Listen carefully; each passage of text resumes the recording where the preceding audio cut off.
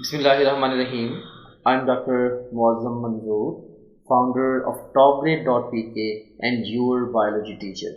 Now we are going to start off our discussion with the transport of water and minerals in plants. Overall इस sub section में हम दो aspects पे बात करेंगे.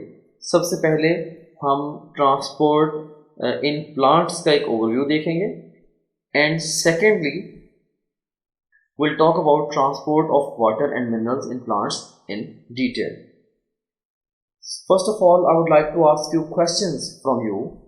A option है हमारे पास absorption, B option is ascent of sap, C option is transpiration and D option is translocation.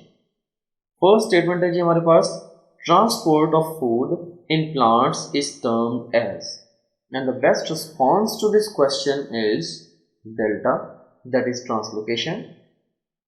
Another statement, transport of water and minerals from soil to roots is, so soil to roots, basically transport of water and minerals from soil to roots, this would come under the heading of absorption.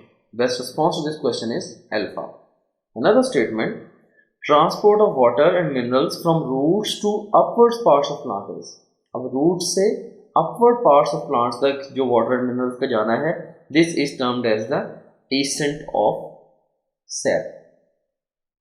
Next statement है evaporative loss of water from plant surface is, तो जो plant की surface से evaporative